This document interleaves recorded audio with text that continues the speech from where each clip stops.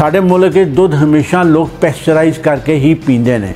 दुध नूं उबालन का मतलब ही पैस्चराइजेशन है। चौथे नंबर ते आ गया Pakistan as a milk producer. ते बड़े जिम्मेदार दे बलबोते ते नहीं आया, ना ही उन्हें मेहनत की। वो तो छोटा किसान है। जेरी देसी गांव इन्ना सी हुंदा मक्खन ही निकलदा पे, हुंदी दही बनदी पीए, हुंदा जायका भी ठीक है, हुंदा जेरा इंसान पीना पे वो सेहतमंदी थी ना पे। और माल मवेशी में को अगर हम देखें तो जो हमारी छोटी बेज़मीन किसान औरतें हैं उनके पास ज़्यादा से ज़्यादा 2 से 3 जानवर होते हैं जो कि उनका कुल सरमाया होते हैं।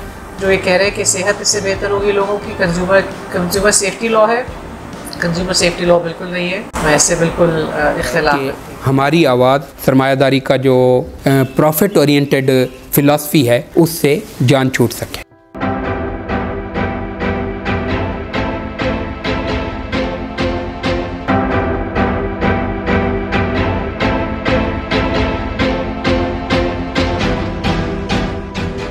ये सारा माल हमारा है, हम सारा खजाना मांगेंगे जब मेहनत का जग वालों से जब अपना हिस्सा मांगेंगे। ज़राअत और ज़राअत से जुड़े माल मवेशी। अगर बड़े ज़ख़ीर की तारीख़ व तमद्दुन का जायज़ा लिया जाए तो ज़राअत, दूध और गोश्त वाले जानवरों को पालने की रिवायत 5000 साल कबल अज़ मसीह है।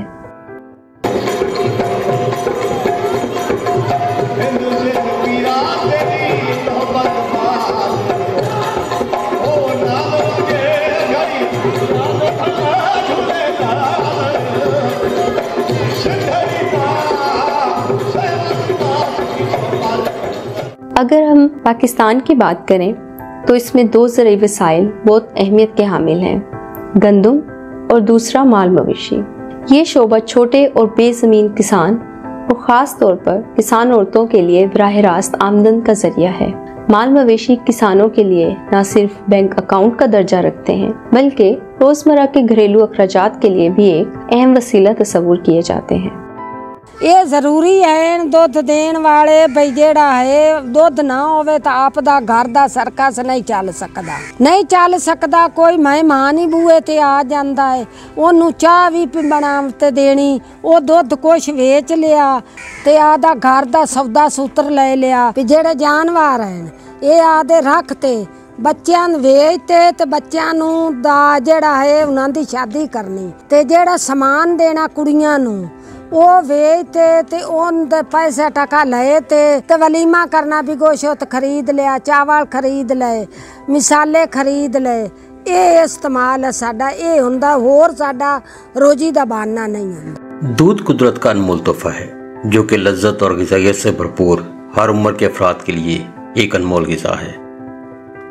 एक हालिया सर्वे के मुताबिक पाकिस्तान में पाई जाने वाली 43% गायें और 65% भैंसें पंजाब में पाली जाती हैं और इसी तरह से दूध का 63% और बड़े गोश्त का तकरीबन 44% हिस्सा सूबा पंजाब में पैदा होता है, क्योंकि कुदरत ने सूबा पंजाब में यहाँ की मशहूर ज़माना नस्ल नीली रावी की भैंसें, साहिवाल और चोलिस्तानी नस्ल की आला गायें अता की हैं। मगर अब मल्टीनेशनल डब्बा बंद दूध बनाने वाली कंपनियां हमारे आला नस्ल के जानवरों और ताज़ा व खालिस दूध के पीछे हाथ धोकर पड़ी हुई हैं और इस मकसद के लिए कंपनियां डॉक्टर्स की तंजीमों और बाकी इदारों को बहुत ज़्यादा पैसे के लालच में रोज़ाना की बुनियादों पर टीवी पर इख्तियारबाजी चलाते हैं कि खुला, ताज़ा व खालिस दूध मुज़र सेहत है।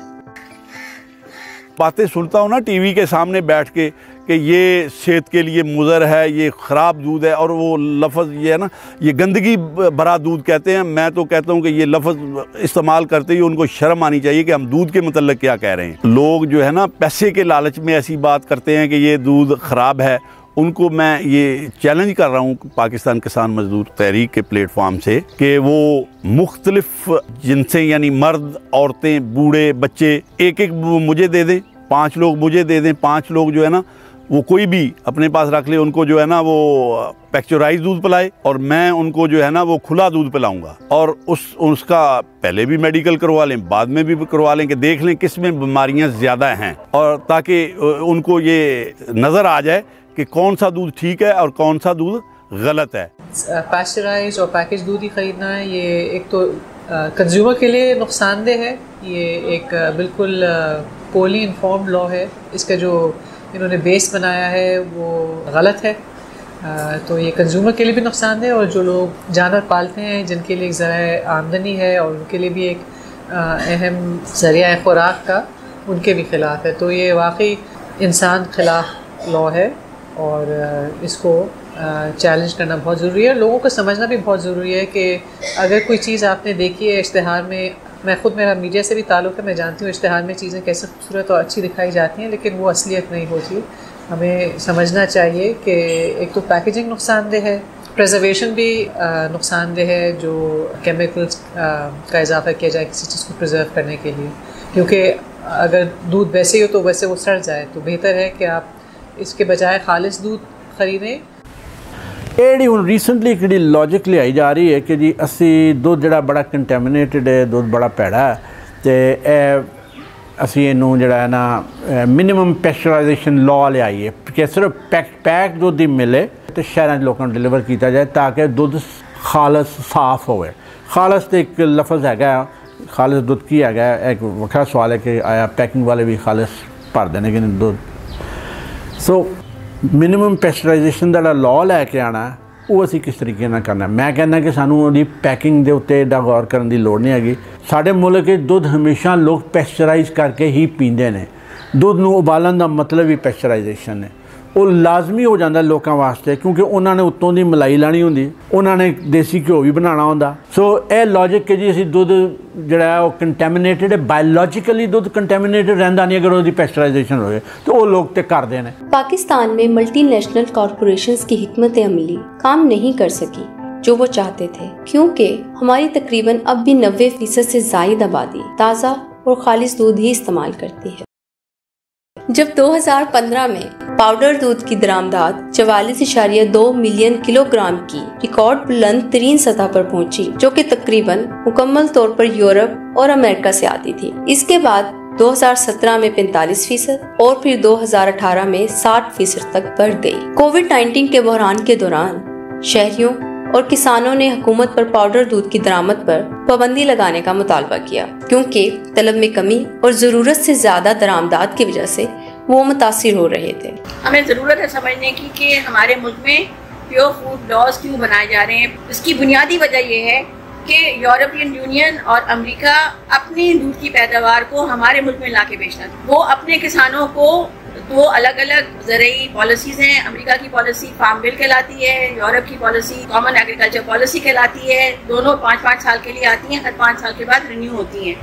अभी जो पॉलिसी बनी है यूरोप में 2023 से लेकर 2027 तक, उसमें यूरोप ने अपने किसानों को 360 बिलियन यूरोज दिए हैं। इसी तरह से अमेरिका ने जो 2018 में बनाई फार्म बिल, उसमें 428 बिलियन अमेरिकी डॉलर्स दिए गए हैं की पैदावार के लिए। आप ये समझें कि वहाँ पे ओवर प्रोडक्शन है, बेतहाशा प्रोडक्शन है और इंटेंसिव केमिकल एग्रीकल्चर है।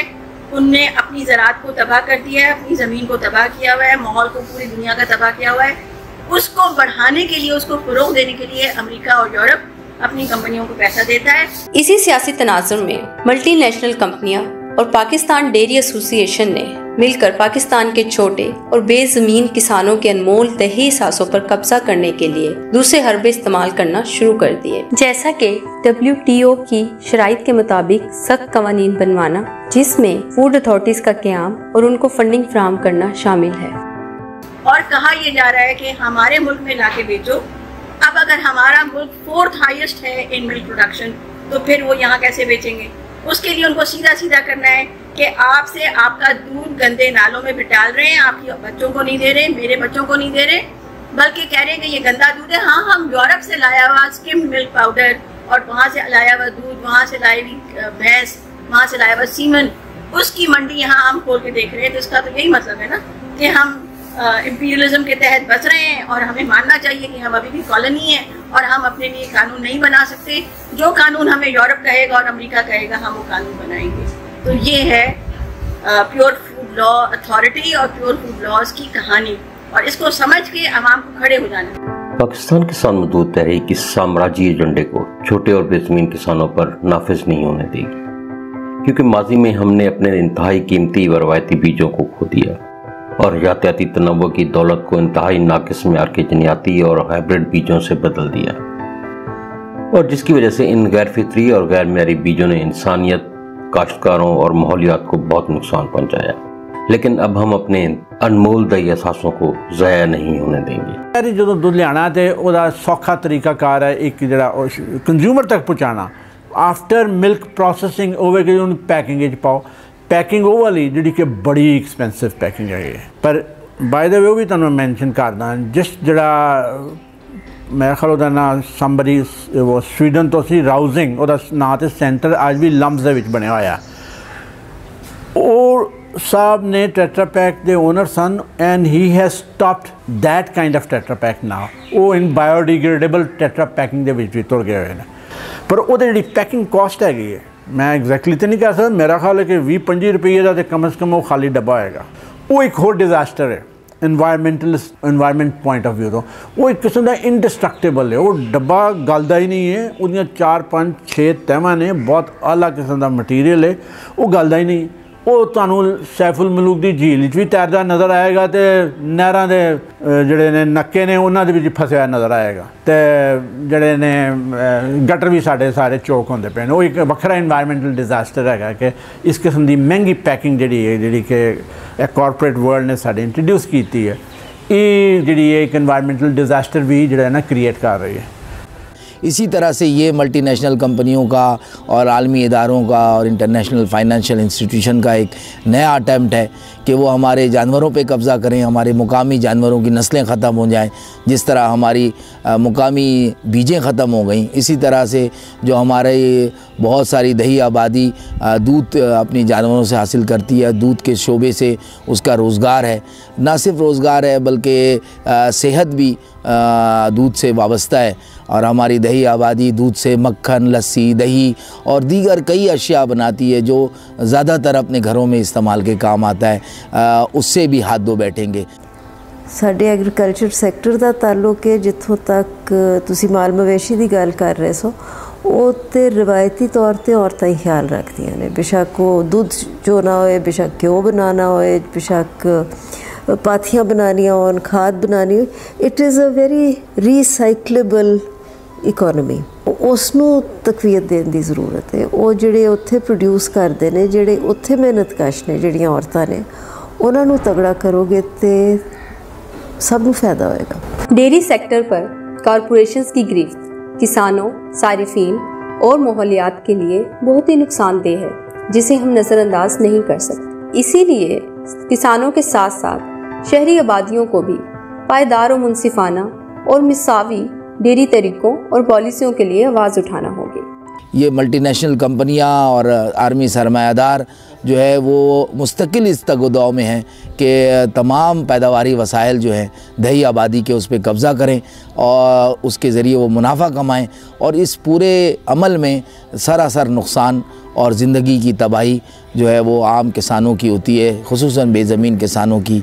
और जब तक ये दही आबादी में जानवर और दूध पालने वाले और शहरों में दूध इस्तेमाल करने वाले लोग मिलकर इस बड़े मॉन्स्टर का मुकाबला कर सकते हैं, और इसके मुकाबले के बग़ैर, इसमें मुज़ाहमत के बग़ैर, यकजहती के बग़ैर, जद्दोजहद के बग़ैर हमारी बहुत बड़ी आबादी जो है वो रिलीफ हासिल नहीं कर सकती, बल्कि वो अपने रोज़गार से हाथ धो बैठेंगे और हमारा आम सारिफ जो है सेहतमंद दूध से महरूम हो जाएगा।